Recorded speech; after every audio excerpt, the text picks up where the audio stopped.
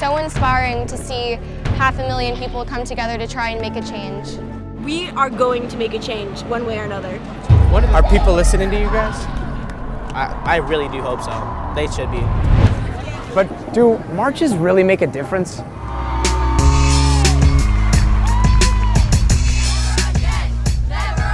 Thousands of voices, all chanting the same message. But on the outskirts of every march, there are people who say marching doesn't really matter. Do you think this march is going to make a difference? Absolutely not. And to be fair, maybe that guy has a point. We've seen a lot of marches. We also live in a world of constant, non-stop freaking opinions. And thanks to social media, there have never been more trolls and bullies and anonymous cynics than today. So we should totally ask the internet. Oh, look. Do marches work? Do marches do anything? Do marches make a difference? Do marches help? And it looks like other people want to know too. Sometimes a huge march goes nowhere. Remember Occupy Wall Street? Guys, it's your boss! Yeah, the banks are still pretty much the same. Or February 15th, 2003, millions of people in more than 50 countries marched so we wouldn't go to war in Iraq.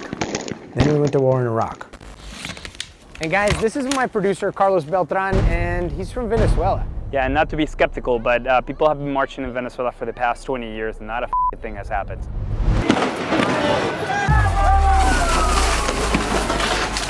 Okay, so that took a little bit of a dark turn, but Carlos and I, we have found an expert who is going to explain all the characteristics that a march needs to actually bring about change.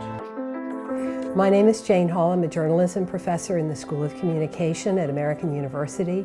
I have a focus on civil engagement. The first thing you need for a successful march, historically and as recently as the Parkland March, is leadership. This will be the day when all of God's children. And that's exactly what we saw happen with Martin Luther King Jr. in the Civil Rights Movement. Number two, you need persistence. We saw that in the years of protest against Vietnam. Number three is that you need media attention. Women's March brought a ton of cameras, and then they opened up the door to Me Too.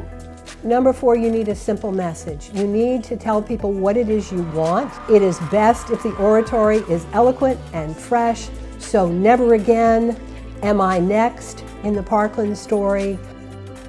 Number five is keep momentum going. You need to be in touch with people right after your march. How do you keep up the momentum? The momentum, I think this time it's going to be different.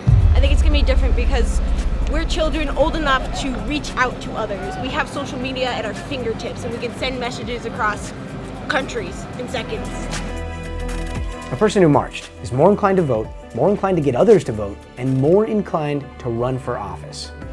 And when this year there are more millennials eligible to vote than baby boomers, this kind of civic activism might change everything. Do you think that this is going to make a change? I think it has to. I think it really has to. And if they don't listen to this kind of change, this giant rally of people, then they're going to have to listen to us vote. Now, it's a long way from the halls of a high school to the halls of Congress, but one thing we heard out here over and over again today, this one feels different.